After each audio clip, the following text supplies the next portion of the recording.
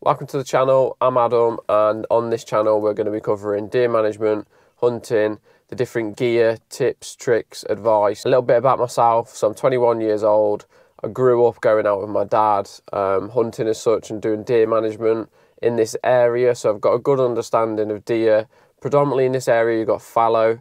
The muntjac and the roe are starting to populate. We're not currently managing them or shooting them, we're letting them grow a bit because they're holding up in a certain area where there's no risks, so there's no plantation of trees or there's no real crop damage as such. So they're not being a nuisance and we want the numbers to grow in this area.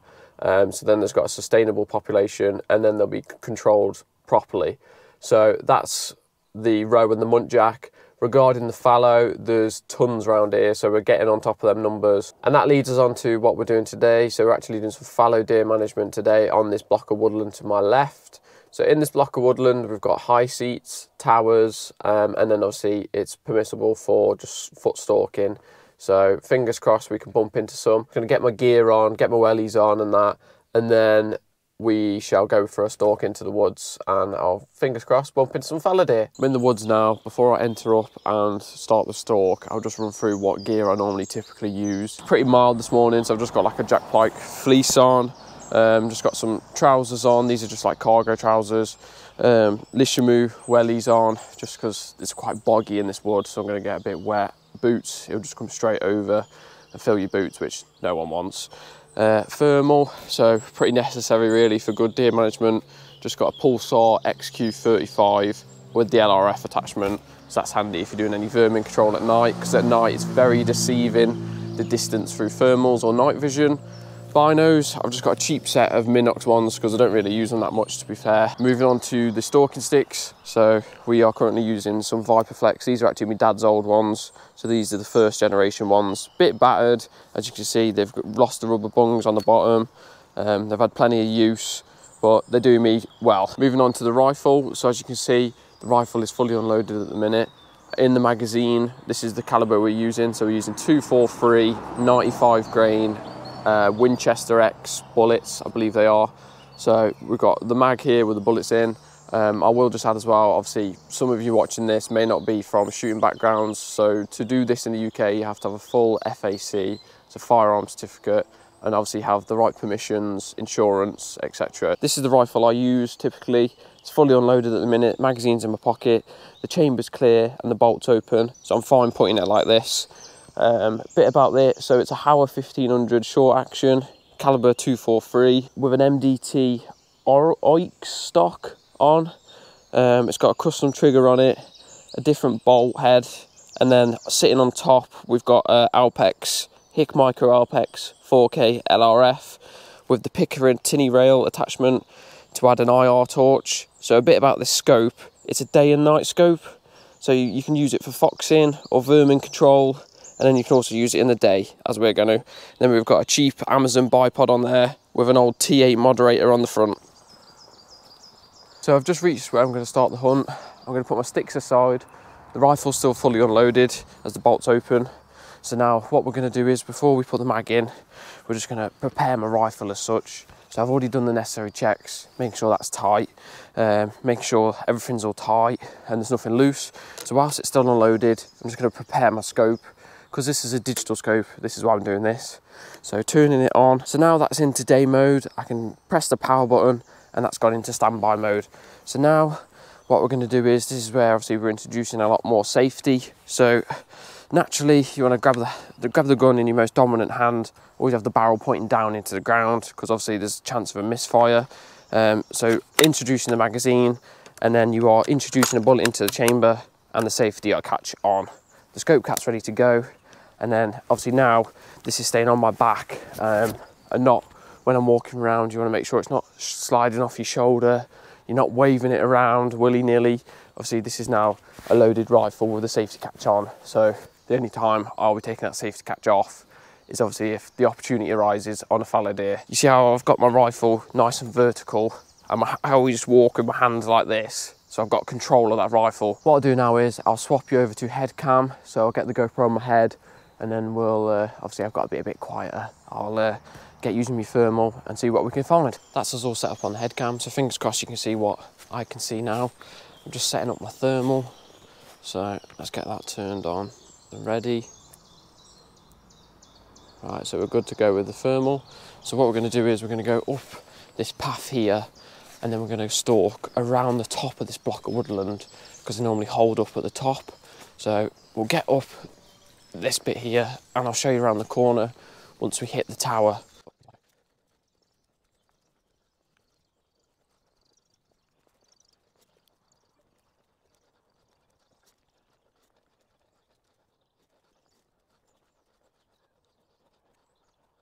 We're on to the ride now. As you can see, there's a tower there in front of us.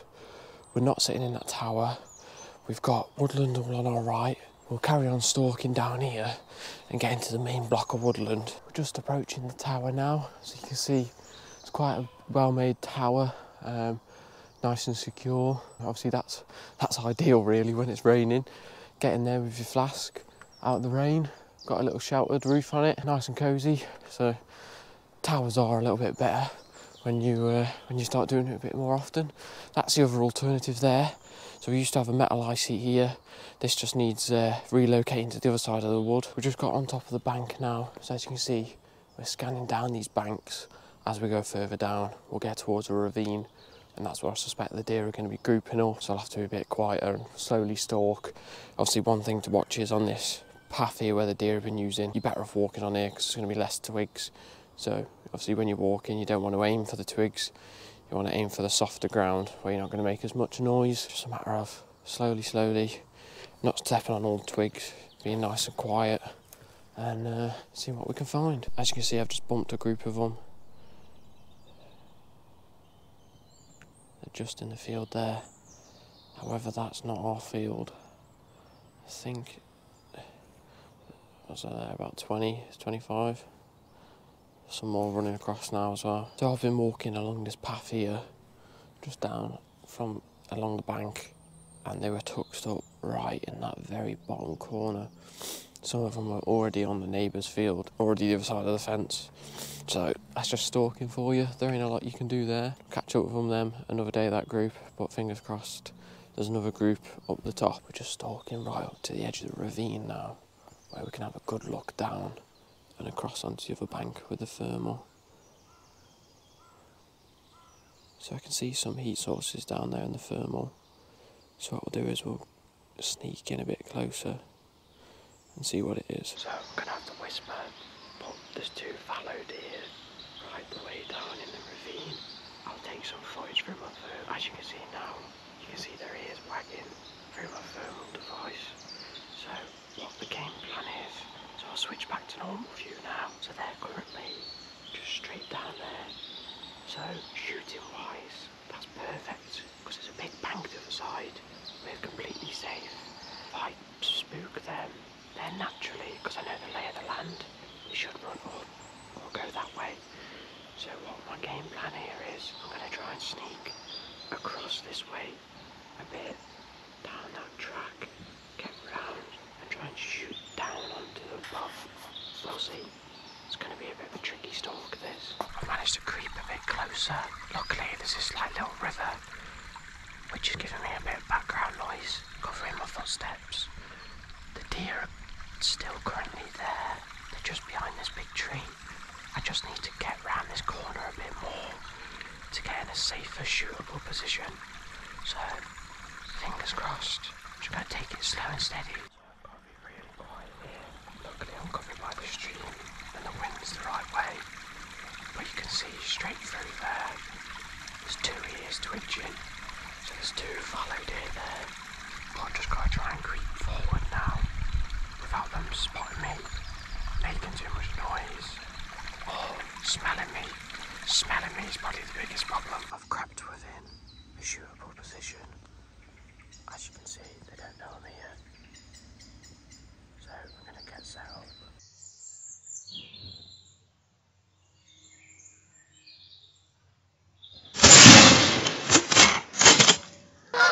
Bloody hell, noisy buggers. Right, anyway, so that deer's down. I had to shoot that one in the head, which is not ideal when out deer stalking. However, it is the humanest way to dispatch an animal. There wasn't a lot of opportunity there. The deer, it was safe in the end, obviously shooting wise, because it's down into a bank. There's plenty of ground going up, as you can see. So safety wise, it's a-okay.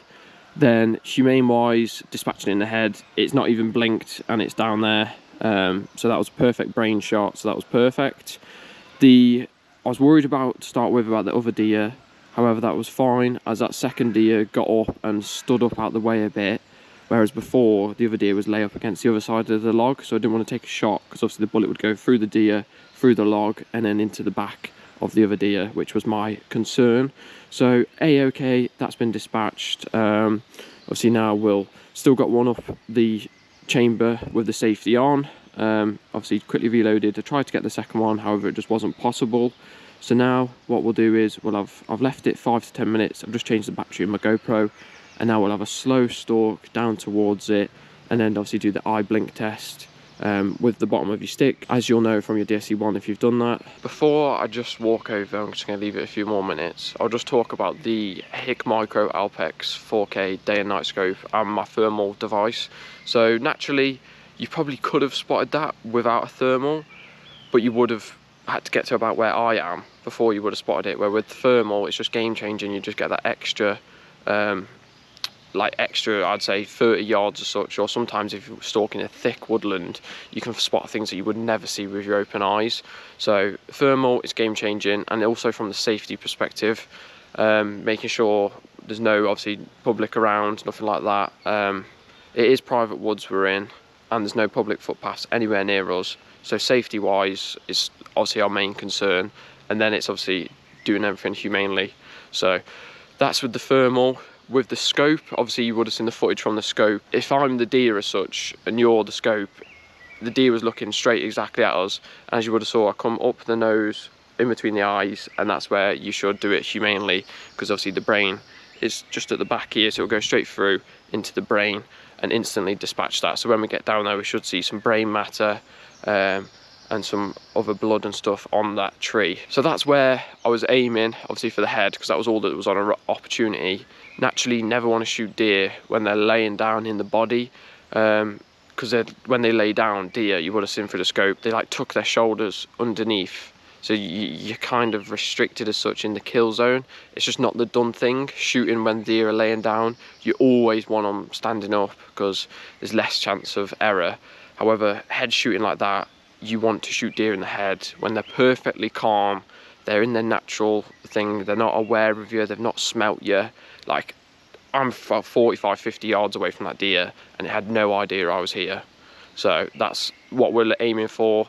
With the digital day and night scope, the clarity isn't as clear as a normal glass scope, like my Swarovski scope or my Gazai scope or whatever, but you've got that added advantage of when it comes to stalking in early in the morning or later at night, you've got something called twinkle mode, so it's still within the legal times, an hour after sunset and an hour before sunrise. You're still within that legal time, however you just get that extra 10 to 15 minutes of using this scope, whereas with fallow they're typically renowned for coming out last thing or first thing, or they're like this, just tucked up in the wood out of the way. So I've picked up my casing, as we don't want that lying around in the woods. Obviously it's not biodegradable.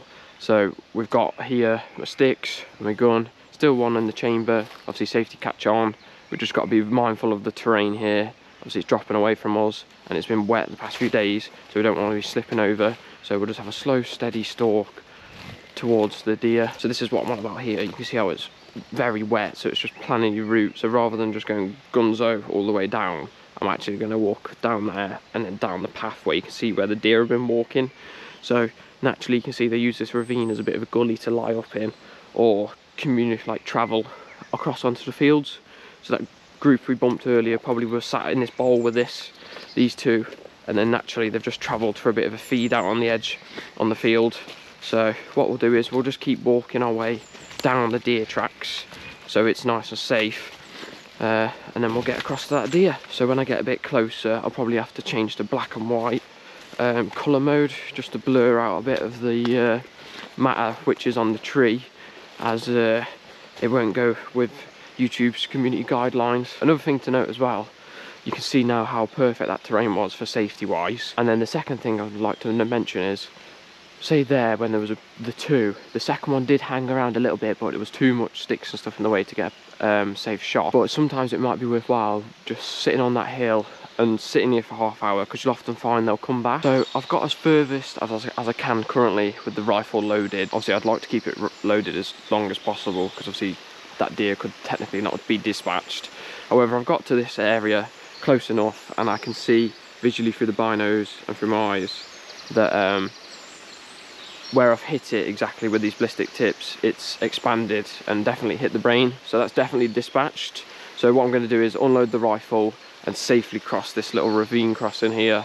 Probably just go down here, you can see where the deer have been crossing up. Rifles are loaded, just crossing the ravine now. You can see why I said to wear wellies, as yeah, it's a bit wet. Just about to climb up the bank to the other side. You can see all the slots of where the deer have been crossing here. So it's a young buck, as you can see by the penis, and then as you can see there, perfect headshot. So successful morning really. I'm happy with the one. Obviously it's contributed towards the management.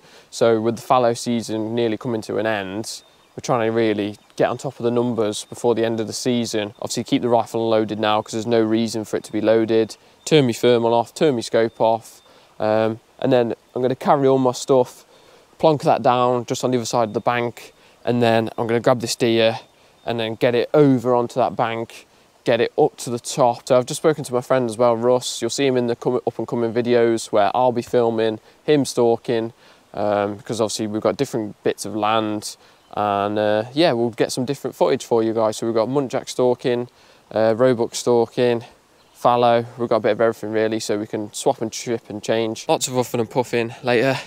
Still catching my breath now. We've managed to get that deer up here. Good job it isn't an absolutely monster one. Otherwise, yeah, would have been a bit of a struggle really. Probably would have had to wait till Russ is here to, otherwise I would have been sliding down the bank every 2 minutes. But I managed to get it up. Slight change of plan. As you can see, the deer's now hanging up on that fence post with a twig for its leg.